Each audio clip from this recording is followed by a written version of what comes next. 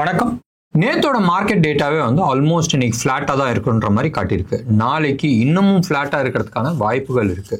ஒரே ஒரு செய்தியை தவிர இன்னைக்கு லேட் நைட் சில செய்திகள் இருக்கு. அதனால மார்க்கெட் மேபி ரைட் நாளைக்கு வேற லெவலில் காட்டலாம். நேற்றும் சரி இன்னைக்கும் சரி அமெரிக்கா என்ன பண்ண போகுது, யூஎஸ் ஈரானை பொறுத்த வரைக்கும் என்ன பண்ண போகுது, அவங்கள்ட்ட மட்டும்தான் அந்த 13,600 kg நினைச்சுங்க அவ்வளோ பெரிய பாம் வச்சிருக்கிறாங்க. அந்த பாம் போட்டால் தான் ஈரானில் இருக்கிற நியூக்ளியர் சைட் அழியறதுக்கான சான்சஸ் இருக்கு. Anyway Iran also is giving lot of surprises, பயங்கரமான சர்ப்ரைசஸ்லாம் கொடுத்துட்டு இருக்காங்க. வெயிட் பண்ணி பார்க்கலாம். ப்ராபப்ளி இன்னைக்கு நைட்டுக்குள்ள அந்த டிசிஷன்ஸ் வரதுக்கான வாய்ப்புகள் இருக்கு. இன்னைக்கு மார்க்கெட்டை பொறுத்த வரைக்கும் Nifty -55 futures and spot -41. Premium வெறும் ஒரே ஒரு பாயிண்ட். ஞாபகம் வச்சுங்க, நாளைக்கு expiry right, weekly expiry. And bank நிஃப்டியை பொறுத்த வரைக்கும் 97 பாயிண்ட்ஸ் ப்ளஸில் இருந்துச்சு. அண்ட் ஸ்பாட் 114 பாயிண்ட்ஸ் ப்ளஸில் இருந்துச்சு. 50 பாயிண்ட்ஸ் ப்ரீமியமில் இருந்துச்சு. Intraday swing 380 points. நேற்றே நம்ம பார்த்தோம் close about 2.3 crore calls extra எழுதியிருந்தாங்க மோர் தென் புட்டு. இன்றைக்கி நீங்கள் பார்த்தீங்கன்னா கால் சைடில் தான் நிறையா ப்ரீமியம் டீகே ஆகிருக்கு. இன்னமும் அந்த 25,000 தான் ஹையஸ்ட் கால் ரைட் ஆகிருக்கு. 1,41 lakh நம்ம சொல்லலாம் லேக் கால்ஸ் ரைட் ஆகிருக்கு. புட்டை பொறுத்த வரைக்கும் somewhere close to about 24,500 highest put இருக்குது. இன்றைக்கி மார்க்கெட் மோர் ஆர் லெஸ் ஃப்ளாட்டாக போச்சு. அண்ட் மிடில் ஈஸ்ட் தான் மேஜராக நிற்கிது சம்வேர் ரைட். இதை சார்ட்டோ இதோ சொல்ல, but some instinct is saying Middle ஈஸ்டில் ஏதோ ஒரு பெரிய இஷ்யூ வரதுக்கான சான்சஸ் இருக்குது. It's not going to be so easy. ஏதோ ஒரு பெரிய சர்ப்ரைஸ் இருக்குது. அண்ட் ஈரானை அவ்வளோ சீக்கிரமாக அழியறதுக்கான வாய்ப்புகள் கிடையாது. Anyway will wait and watch. அவங்க ஜெயிக்கிறதுக்கான வாய்ப்புகள் கிடையாது, but definitely some surprise is there. என்னதுன்றது தெரியல. Will wait and watch. இது ப்ராபப்ளி நெக்ஸ்ட் ஒரு 1 வீக்குள்ளே நம்ம எதிர்பார்க்கலாம். இது ஒரு சைடு இருக்க.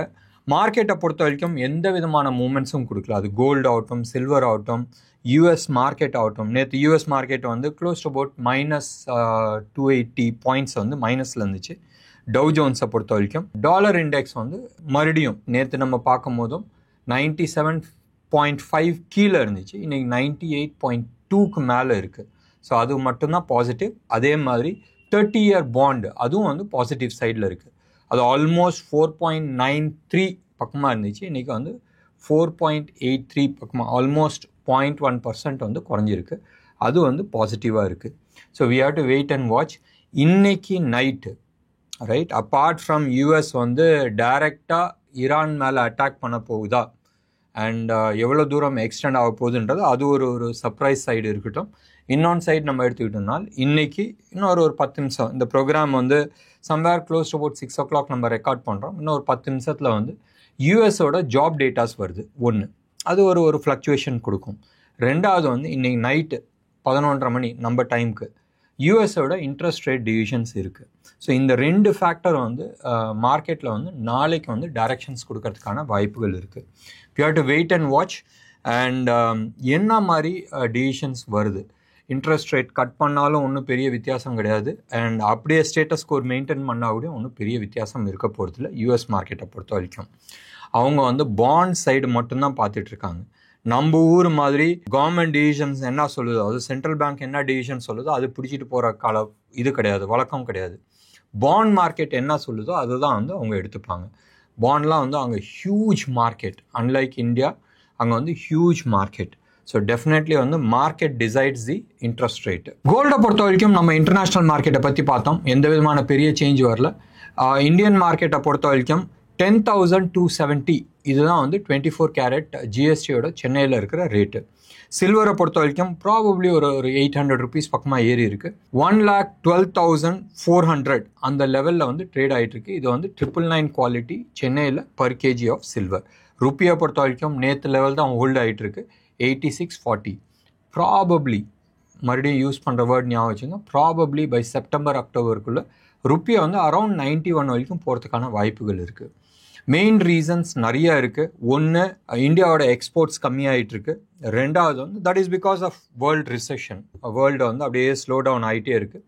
ரெண்டாவது க்ரூட் விலை தாறுமாறாக ஏறி இருக்குது.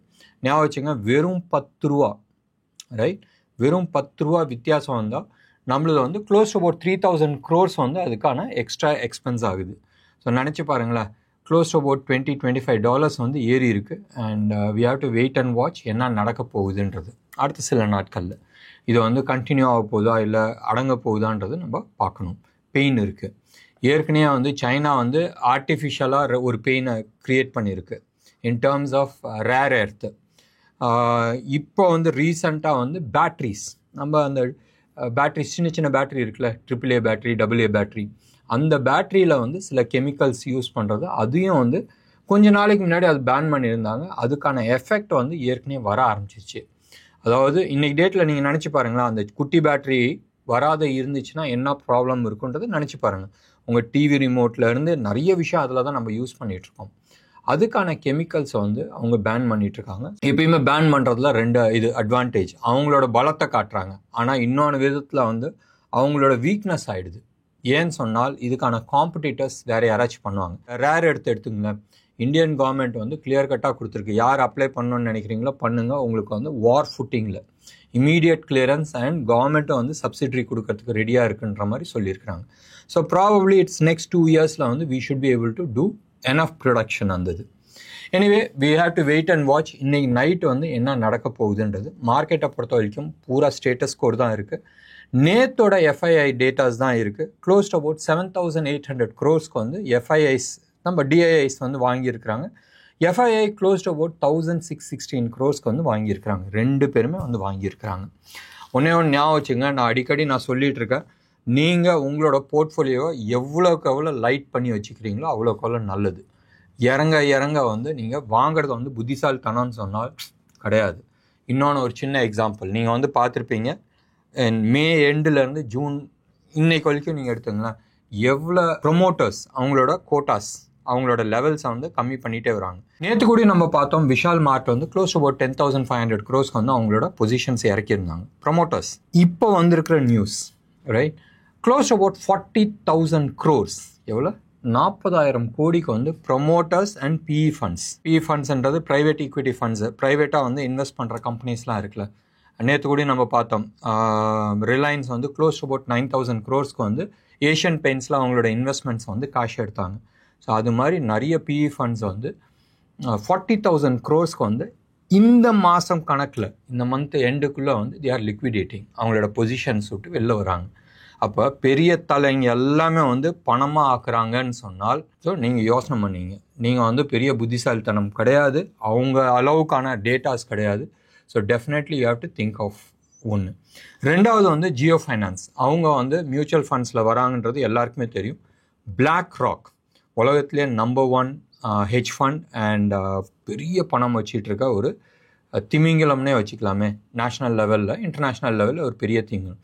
அவங்க கூட சேர்ந்து வந்து ஜியோ மார்ட் வந்து க்ளோஸ் டு அபவுட் 3 ஃபண்டு வந்து வரத்துக்கான பேச்சு அடிப்படுது. நீங்கள் ஆன்லைனில் போட்டு பாருங்கள், பிளாக் ராக்கோட அலாவுதீன் மெத்தட் என்னதுன்றது நீங்கள் போடுங்க. அவங்க ஒரு மெத்தடாலஜி வச்சுருக்கிறாங்க to identify assets. Close to about 1,760 lakh, எவ்வளோ லட்சம் கோடி வந்து அவங்க போர்ட்ஃபோலியோ மேனேஜ் பண்ணுறாங்க யூஸிங் திஸ் மெத்தட்.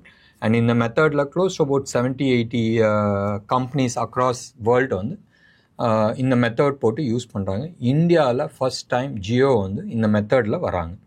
ஏதாச்சும் ஒன்று இருக்கும், சம் மெத்தடாலஜி. இப்போ ஒவ்வொருத்தரும் ஒரு மெத்தட்ஸ் யூஸ் பண்ணுறாங்களே, ஸோ அது மாதிரி இவங்க அசெட்ஸ் ஐடென்டிஃபை பண்ணுறதுக்கான சம் மெத்தடாலஜிஸ் இருக்கும். ஏதாச்சும் ஒன்று வேணும்ல, unique selling points. So Jio வந்து இது மாதிரி வருது, பார்த்துங்க. இன்வெஸ்ட் பண்ணலாமான்றது ஒரு கேள்விக்குறி இருக்குது.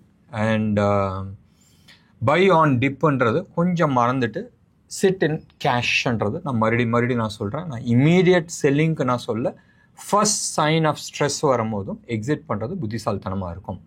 ஏன்னா நேயர்களே, இன்னைக்கு ப்ரோக்ராம் உங்களுக்கு பிடிச்சிருந்துச்சுன்னா லைக் பண்ணுங்கள், ஷேர் பண்ணுங்கள். நிச்சயமாக உங்களோட கமெண்ட்டை நான் எதிர்பார்க்குறேன். நன்றி, வணக்கம்.